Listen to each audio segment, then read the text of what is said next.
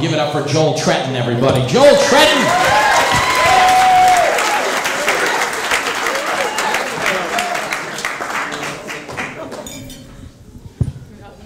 Hey everyone. Any commuters in the house? Anyone like do the train, yeah? Metro North, right? Hour. How long's your commute? Hour and 20 minutes. Oh, you've got my sympathy. Yeah, thank you. You know, commuted for years, and the commuting wasn't the hard part. It was getting home. It's like you always get home late. There was that one moment, that one time, when I actually got home early from work. I get home, I'm in the garage, and the house just smells like pot. Reeks of pot. You know, I'm no expert, but to my nose, there's a hydroponically cultivated indoor seedless varietal of California skunk.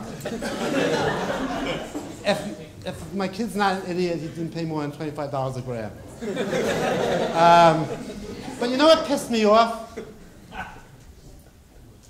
I know he took his iPhone and he had it delivered to the house. You know, there's an app for that.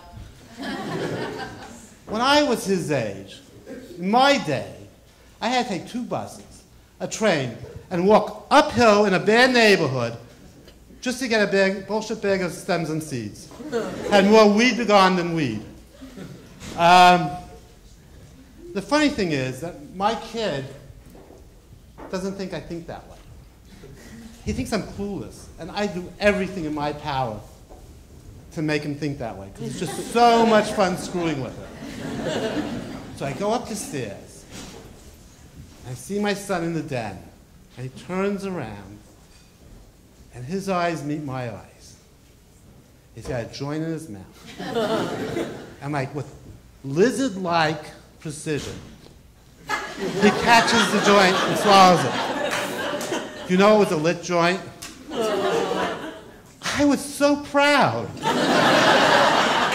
Because I knew if he was in the army and he was captured by the enemy, he would endure any kind of pain rather than talk. Unless his interrogators looked like his dad. So I walk into his room, into the den, and he goes, "Whoa, Pop, I can explain." I go, "Matt, I don't want to hear it." I had him.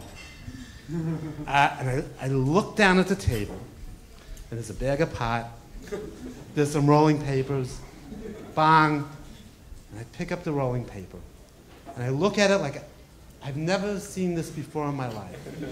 And I go, "Is this what you're spending the money I give you for school supplies on? These are the cheapest goddamn Post-it notes I've ever seen. They're not even self-adhesive." Then, look at the table, and I see in his eyes, he's saying, "My father is an idiot, and I'm going to prove him right." I see the pot on the table, put my hand on the pot, and go, "What is this?" Push it aside. So, "You're leaving rings on the table." How many times have I told you to use a coaster? Matt, put away your school supplies, and let's get ready for dinner. Now, this might seem like an odd form of parenting. You've heard of passive-aggressive parents. I pride myself on being passive-passive. And I'll give you an example. So, I had to know a little bit more about his pot-smoking habits. So, I was going to show him. I come home from work with a big box of Munchkin donut holes. I leave them out on the table. He comes home at night, and in the morning, started out with 40 donut holes, only 15 left.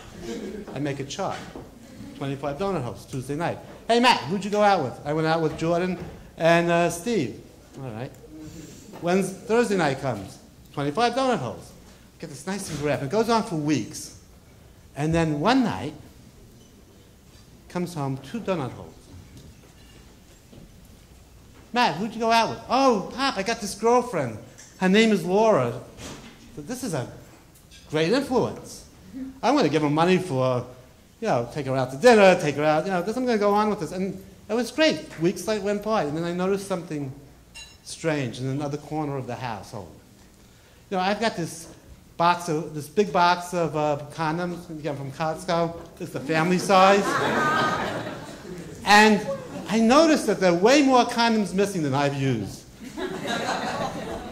And so I start another chart. Thursday night, 1 condom. Friday night, 2 condoms. Saturday night, 3 condoms. I didn't know whether to be jealous or proud. Thank you, everyone.